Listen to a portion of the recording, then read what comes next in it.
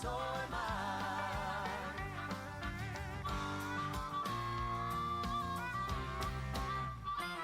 Because the grave is empty, my hungry soul is filled with hope of reaching heaven when I die. He rolled my stone away, and I have so much to tell of why he's alive, and so am I. Now you know that he is risen, so quickly go and tell that he's coming back someday for you and me. So run and tell the good news, the Lord's alive and well. We must share the evidence we've seen. So shout it from the mountains and let the joy bells ring. Deliverance has come through Jesus Christ. Since Jesus lives within me, oh death, where is your sting? Because he's alive, so am I. He's alive, he's alive. An empty tomb and a barren cross stands to prove that death has lost. He's alive, yes, he's alive. He's alive, oh, he's alive. He conquered all my sin so that I can live again. Because he's alive, so am I. Because he's alive, so am I. Yes, he's alive.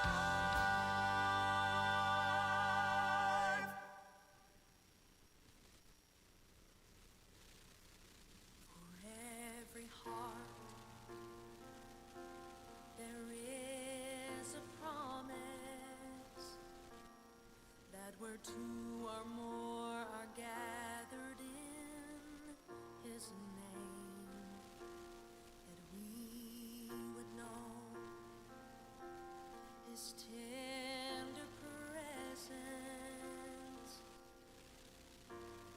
and we'd never be the same. How could the holy be among us and not leave us changed?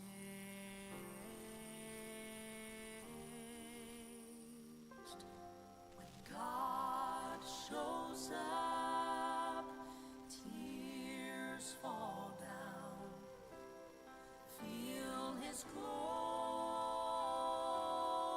all around. Praise his name, praise him even now. When God shows up, tears fall down.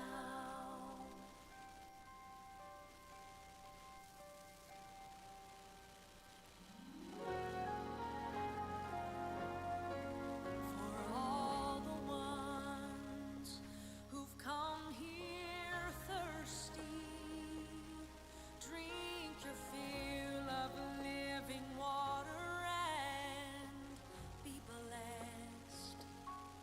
Each wounded soul who's weak and weary, come to Jesus, find your rest. Let your tears be the song that words cannot express.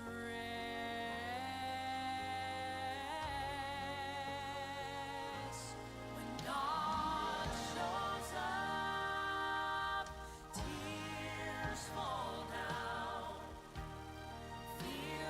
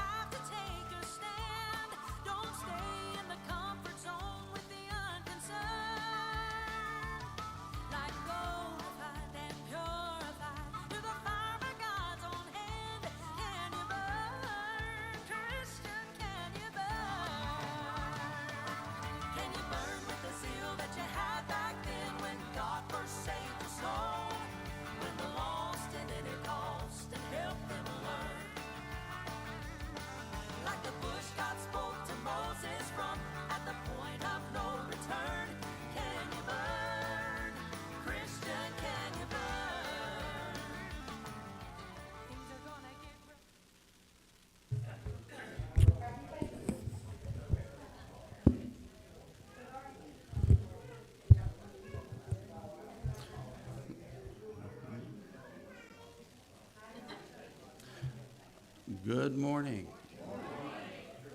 So, I've got a tendency, sometimes I'll talk a little low, a little quiet. So, if anybody needs to tell me to speak up, to just raise your hand, throw something at me, it doesn't matter.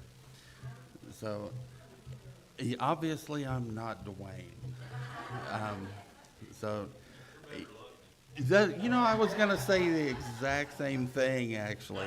I was going to mention, I don't teach like him. He's probably the best teacher I've ever sat under, but man, he is hard to look at. So, oh, I think he's, no, I'm sure he's stretching a hat out pretty good. So, anyway, I hope Jay might turn on the little skinny filter and maybe the young filter, so to the people at home, I don't look like I've gained 65 pounds since high school.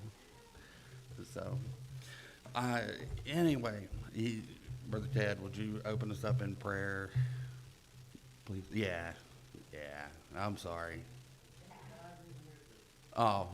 Precious Heavenly Father, we want to thank you for this day. Thank you for our opportunity to life. Thank you for the opportunity to give you praise you, Lord, for who you are in our community.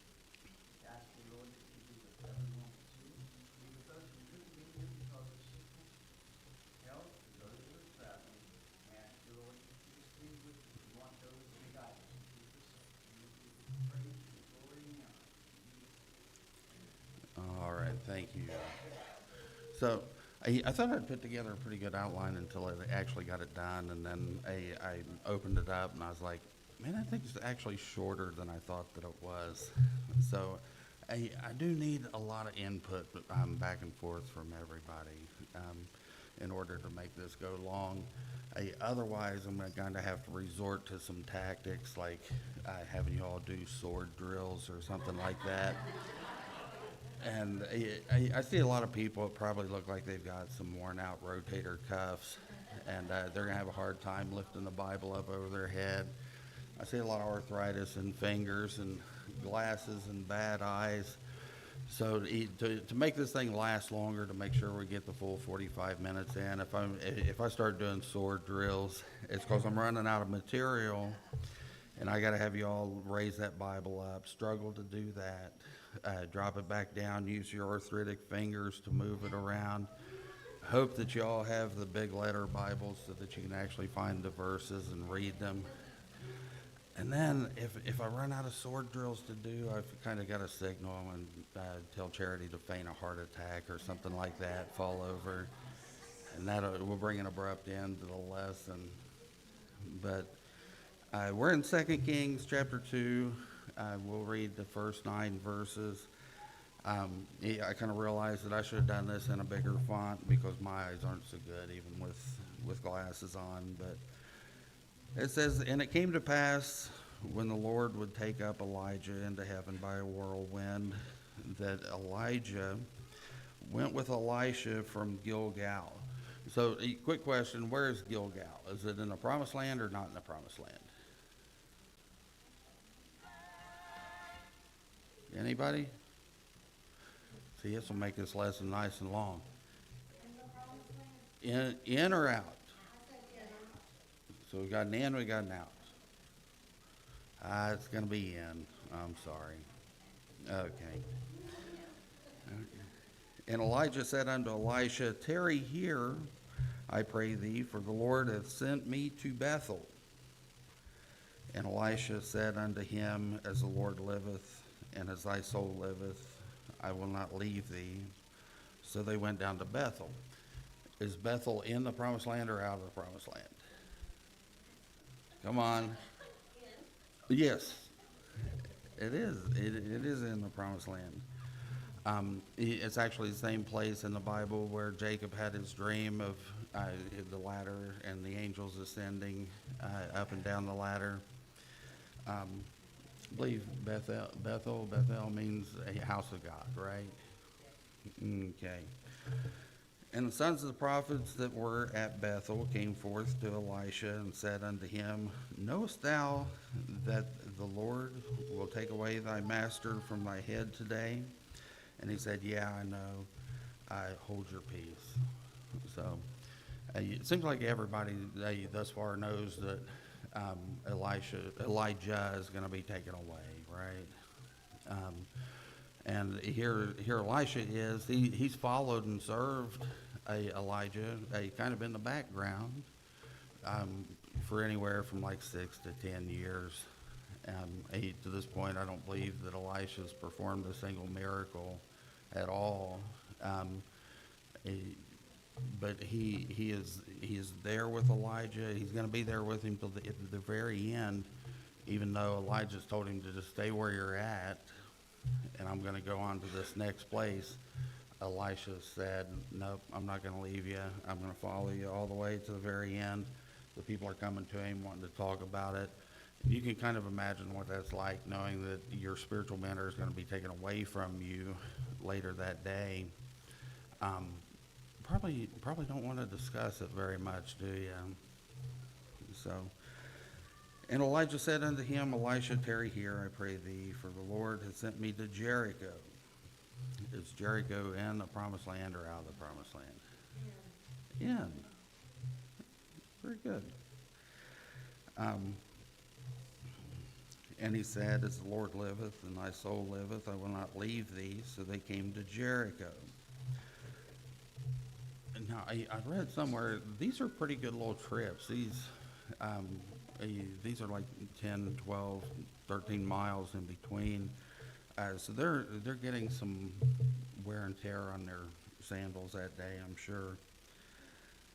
And the sons of the prophets that were at Jericho came to Elisha and said unto him, Knowest thou that the Lord will take away thy master from thy head today? And he answered, Yeah, I know it. Hold ye your peace. And Elijah said unto him, Tarry, I pray thee. So he's just saying, stay here, I've got somewhere else to go. I pray thee here, for the Lord hath sent me to Jordan. And he said, As the Lord liveth and as thy soul liveth, I will not leave thee. And the two went on. And 50 men of the sons of the prophets went and stood to view afar off, and they stood by Jordan. So if they were in the promised land in Gilgal, and in the promised land in Bethel, and in the promised land in Jericho, and now they're standing at the banks of the Jordan and about to cross the Jordan, are they going to end up in the promised land or outside of the promised land? Outside. So that'll kind of become relevant at some point. I think if we have enough time to get to it, which we might actually get to it very soon. And if we do, then I'm going to stand up here and tell jokes, sing songs, dance dances, got 80s wrestling promos. It'll be interesting. So shortly we'll get to some of the questions that I need you guys to work with me on. And it says that Elijah took his mantle and wrapped it together and smote the waters, and they were divided hither and thither. So the two of them went across on dry ground, went over on dry ground. And it came to pass when they were gone over that Elijah said unto Elisha, Ask what I shall do for thee before I be taken away from thee. And Elisha said, I pray thee, let a double portion of thy spirit fall upon me. So in one word, or what do you think that this portion of this scripture is about? If you guys could sum it up in one word. What do we see? So,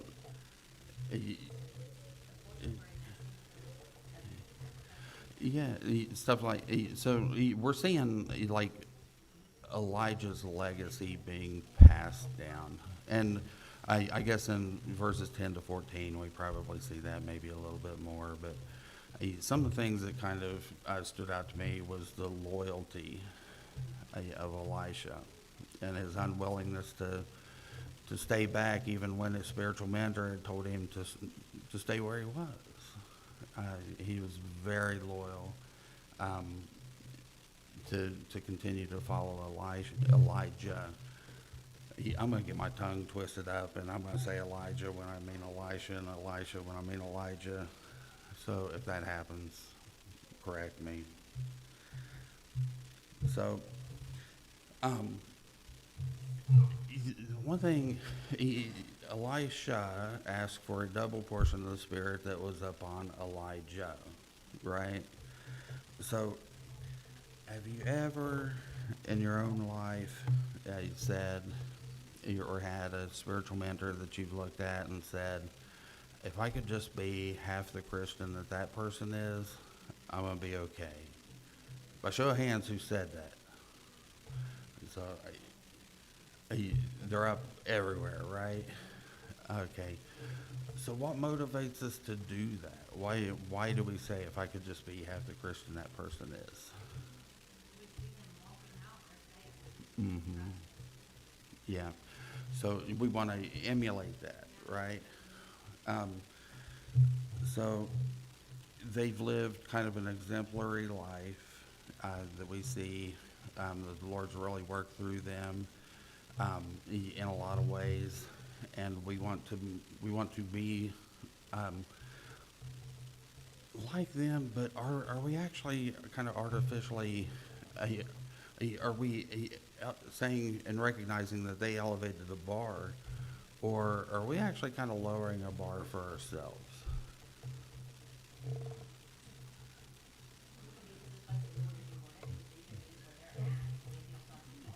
Yeah, yeah.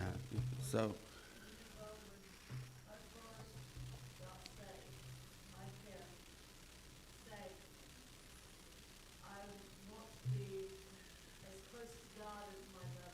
mm-hmm. Yeah. Mm-hmm. Yeah.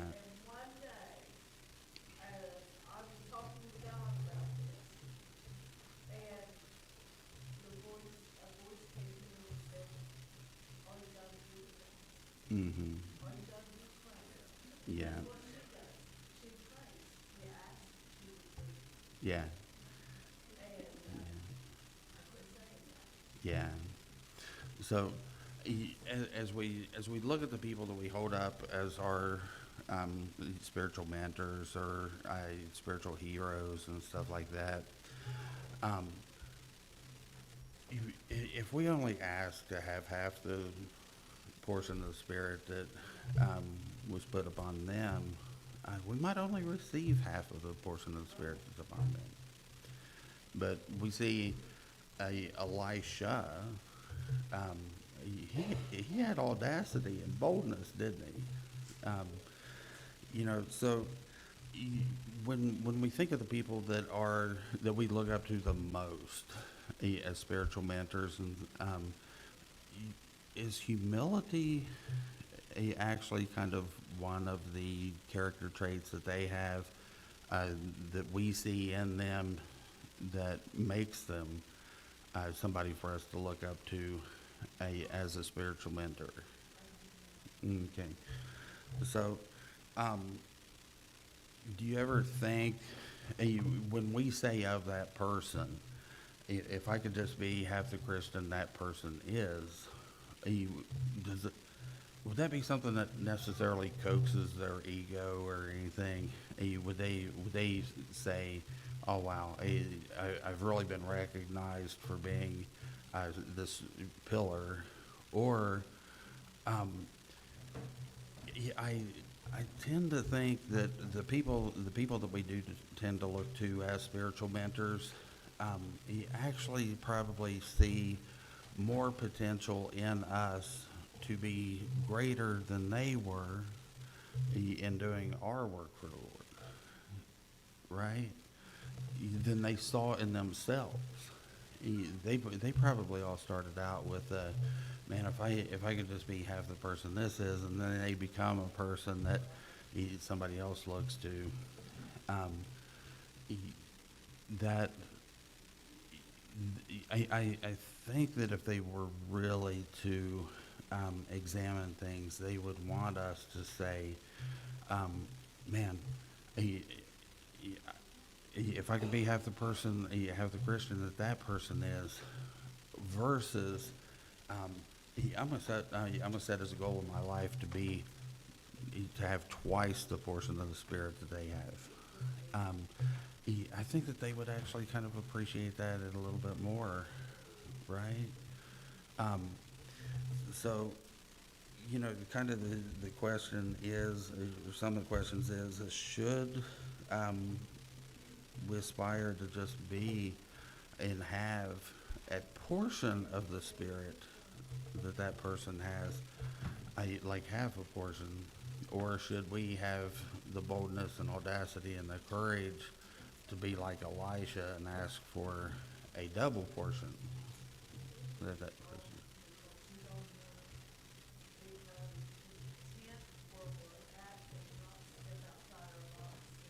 Mm-hmm. I think if that person at any time is a mentor, a person to be looked up to, they're gonna want to, just as much for parents and stuff, I want you to be better than me. They're gonna aspire to help you Yeah. be better than them, Mm-hmm. if they really are somebody worth looking up to. Yeah. Yeah. And so they're going to be encouragers, right? They're going to teach you just kind of by the example of their everyday life, but maybe they're going to also kind of pull you aside and sometimes just pick you up a little bit and give you build a roadmap for you as to how to be the best that you can be, and to exercise the measure of faith. So there is a verse in the Bible, I had it pulled up, and I may have it still here, but The way I kind of look at that is if I look up to you and I see what you have, if I cover what you have, and you're just Mhm. wrong, I pray that you have it more. Mm-hmm. Yeah, yeah. So, and then in turn, if somebody looks at you and says, well, I wish that I had what she's got, you would say, oh, I wish that you had even more than I have, right? So, we're going to kind of go back to 10th grade math or something here in a little bit and think about some things that we'd learned.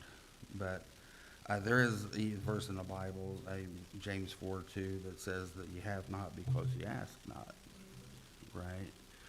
So Elisha, he had some audacity to ask for a double portion of what the greatest prophet in Israel's history to that point had. If you look at all the steps that they went through to lead up to Jerusalem, can you imagine? Each city is different in its culture, Mm-hmm. ways, and how their people live, Mm-hmm. and everything. That's a lot of seeing Mm-hmm. and learning. And it's possible that, with all that, by the time he got to Jerusalem, he could get overwhelmed a little bit Mm-hmm. and knew he needed a double portion. Yeah. He needed that extra help Yeah. to do what he's supposed to do. So some of the things that I'd read was Gilgal was like the first place that they set up a camp when Joshua led them across the Jordan on dry ground then too. And that was the first place that they set up a camp. So that historically very meaningful to a nation. But apparently it had fallen into idol worship, something terrible. And then Bethel, like I said, was where Jacob had the dream and the vision of the angels ascending on the ladder up and down. He erected a stone.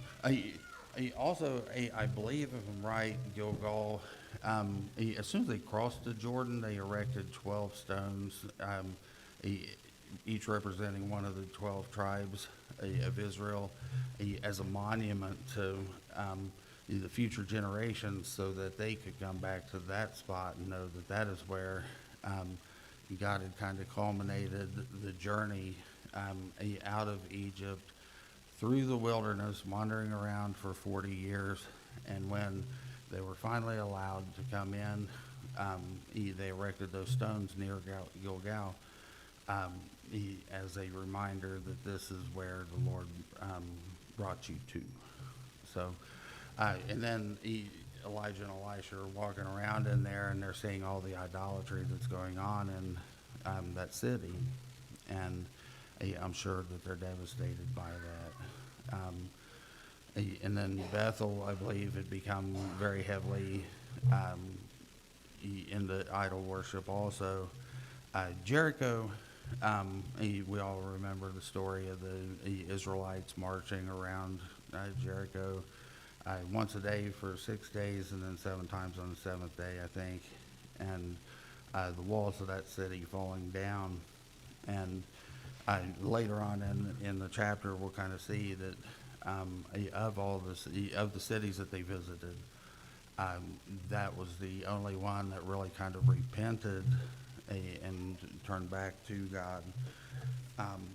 So, in any case, as we do this thing where we say, if I could have half the portion that person has, or if I could be half the Christian that person is, it's a respect that we're paying to that person, and saying that we recognize that you've kind of elevated the bar, you've been exemplary in your service, but it also creates like this little false sense of humility of saying, well, I can't do any more.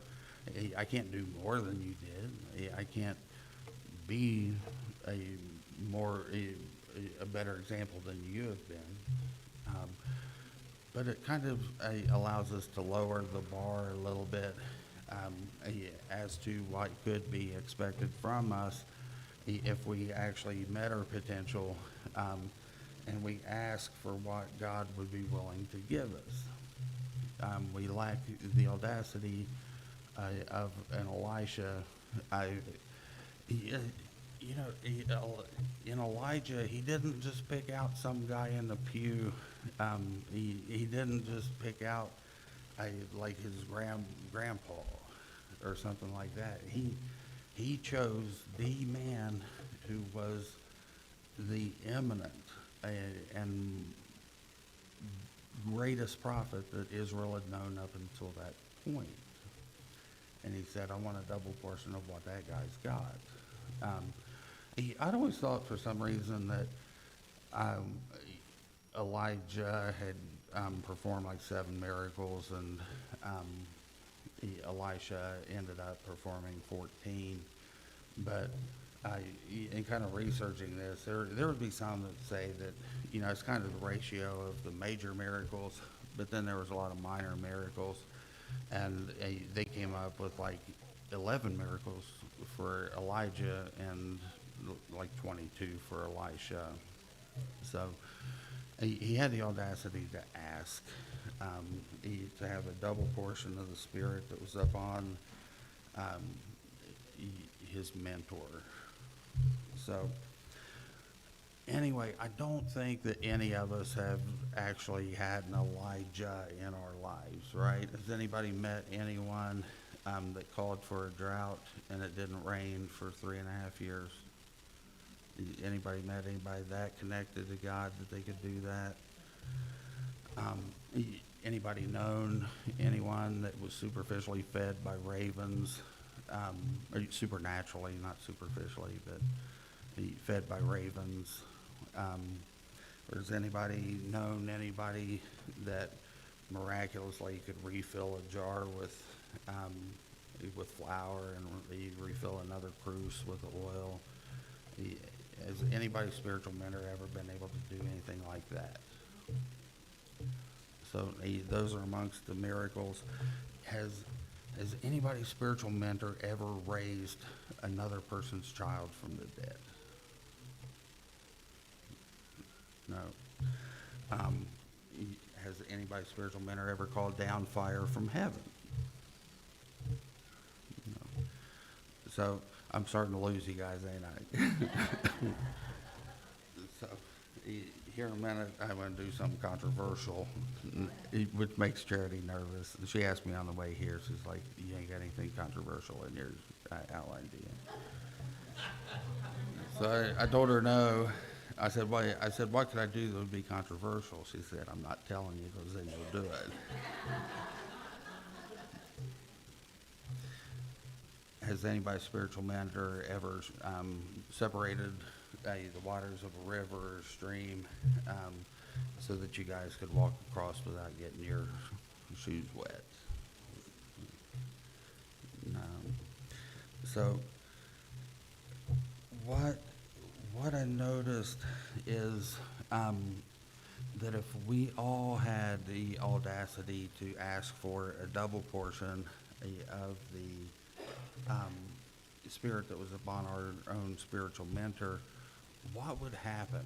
How does that grow from one generation to the next? So the scenario that I came up with was that if you ask for a double portion of the spirit that was upon your mentor,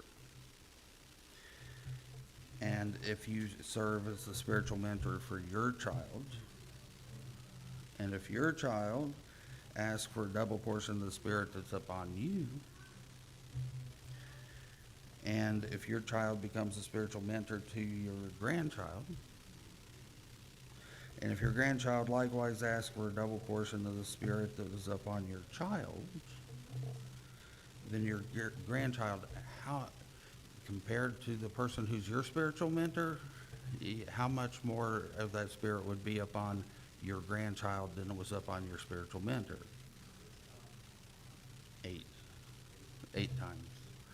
So it would be 2 to the first power is 2, 2 to the second power is 4, and then 2 to the third is 8. So, and then the person that's the spiritual mentor is 2 to the 1. So it grows like this. It goes 2, 4, 6, 8, 16, 32, 64. So kind of imagine what the world would be like is that if we had practiced that over the course of the generations just from our grandparents. It'd be a very different place, wouldn't it?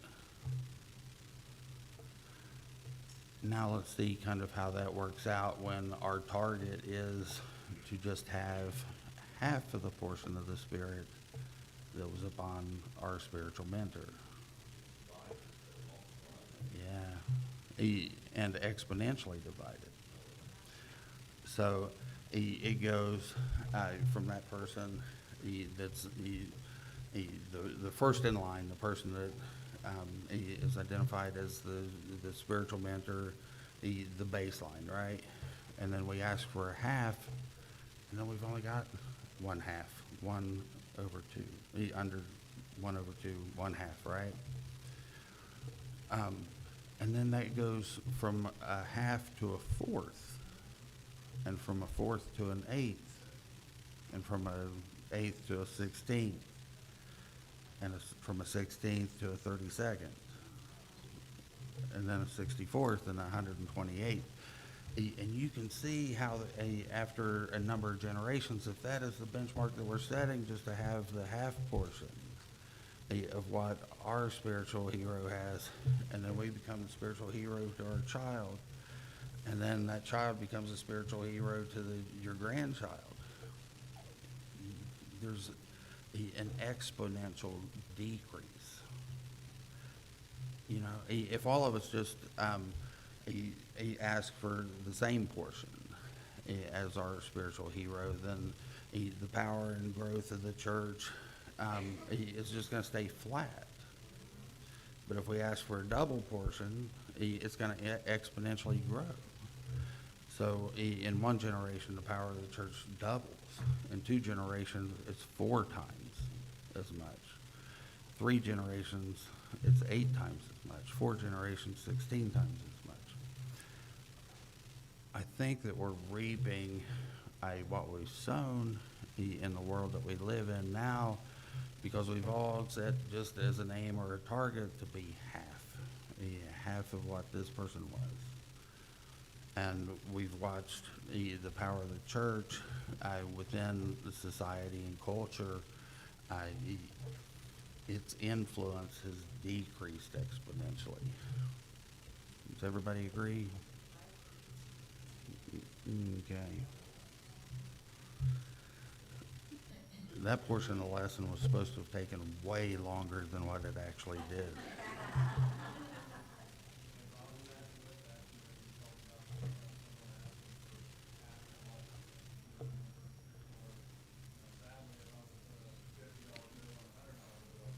Mm-hmm.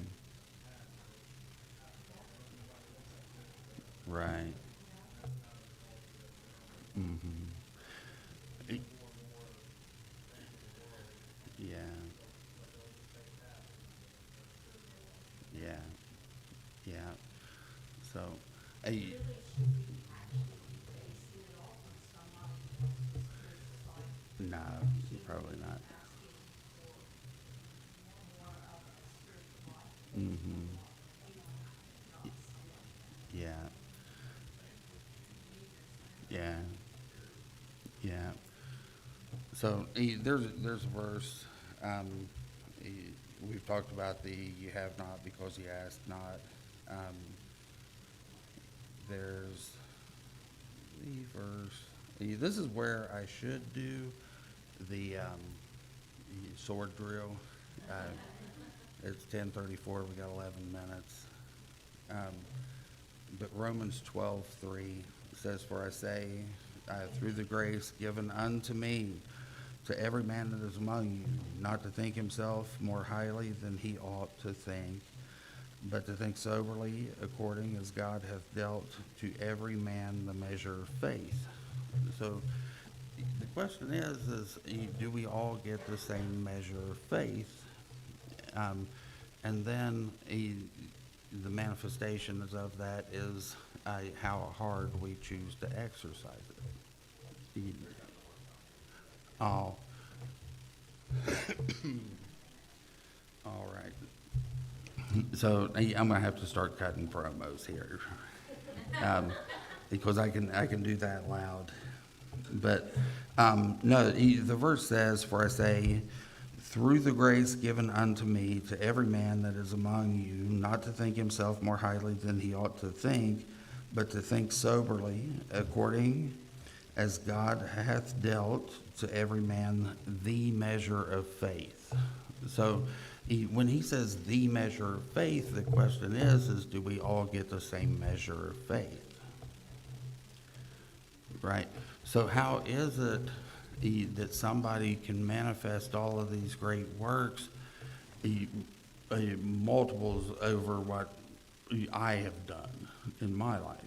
The fact is, if anybody ever says, if I could just be half the Christian this guy is, they're in trouble.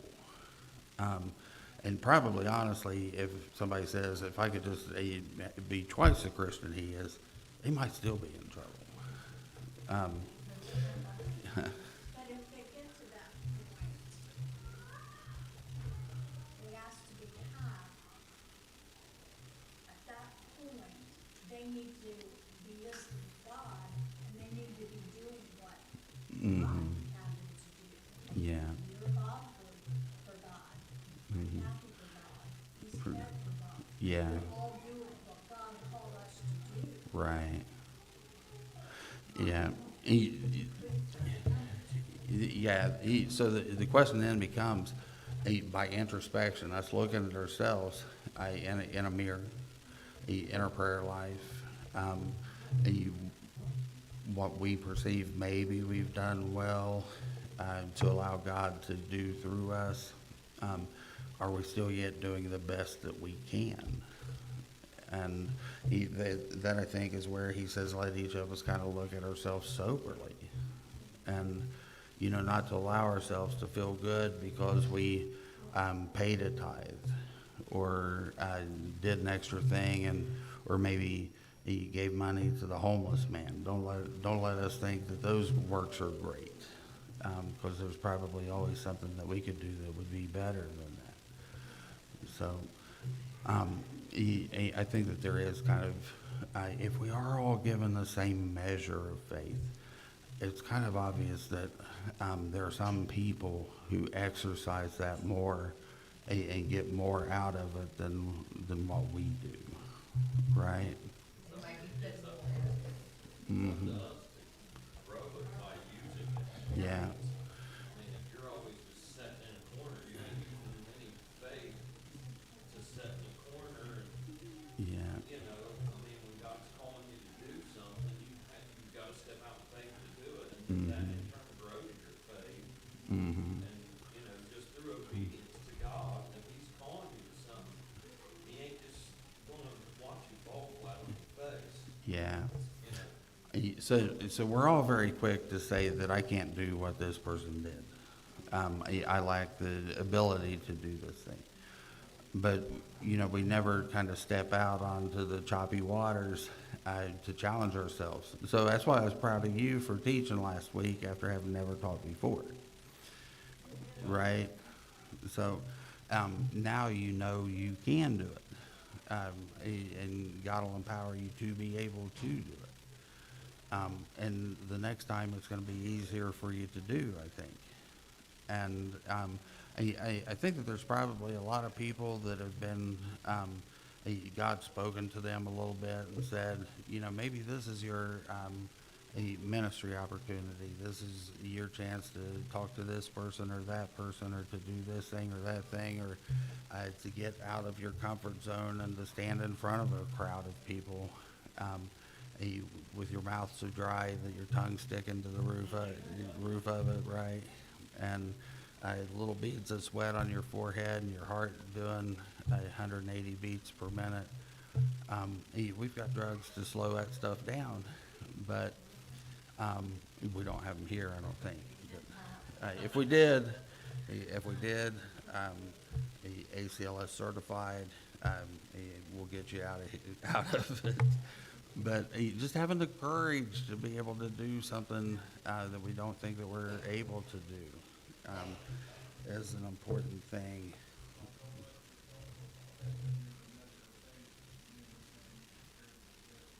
Mm-hmm.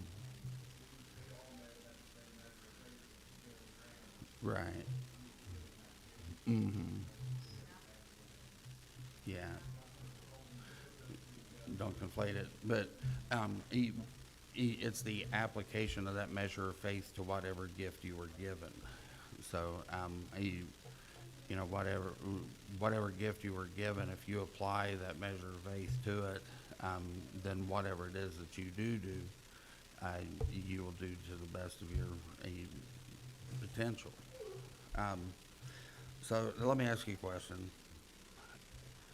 Would you rather your own kids say, if I could just if I could just have half the portion of the Spirit that was up on my mom or up on my dad, or would you rather them say, I wish I had a double portion of the Spirit? Double. All of us, right? Okay. So if all of us would rather our own child say, I want them to ask for a double portion of what I got as opposed to a half portion of what I have, then why are we kind of satisfied to live and work under this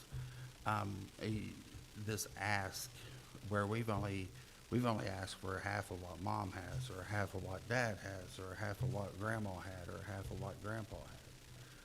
Why are we satisfied to do that? If we wouldn't want our kids to do that, why would we do that ourselves? Does that make sense? Okay. So, verse 10, Elisha's just asked for a double portion. It's 10:42. We're gonna make it. Yeah. So, 2 Kings, chapter 2, verse 10 through 14, and he said, "Thou hast asked a hard thing." So Elisha has asked for a double portion of what Elijah had. This is Elijah's response to Elisha. "Thou hast asked a hard thing. Nevertheless, if thou see me when I am taken from thee, it shall be so unto thee, but if not, it shall not be so." So, if at some point he'd told Elisha to stay where he was in Gilgal, stay where you are in Bethel, stay where you are in Jericho, but each time, through his loyalty and his unwillingness to depart and lose a minute with his spiritual mentor, he says, I'm going. Loyal now.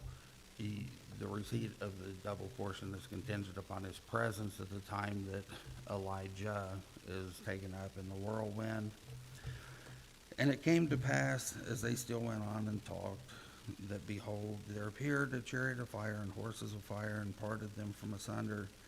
And Elijah went up by a whirlwind into heaven. And Elisha saw it, and he cried, my father, the chariot of Israel, and the horsemen thereof. And he saw him no more. And he took hold of his clothes and rent them. He took up also the mantle of Elijah that fell from him, and went back and stood by the bank of Jordan." So they're in the wilderness now. And Elisha, spiritual mentor, is taken away from him. And I think that it's kind of symbolic of the fact that when our spiritual mentors are taken from us, there's a moment where we are alone in the wilderness, right? And we've kind of got to find our way back. And it says, "And he took the mantle of Elijah that fell from him, and smote the waters, and said, Where is the Lord God of Elijah? And when he also had smitten the waters, they parted hither and thither, and Elisha went over." We've got to find our way back home after we lose our spiritual mentors, right? I think sometimes we wander in the wilderness a little bit because we're lost without the direction and instruction and the example of that person gave to us. And kind of the last thought I had about it was, if we think about our own mantle, how would you describe your own mantle? And for myself, the words that kind of came was that my mantle is kind of small. And sometimes it's kind of heavy.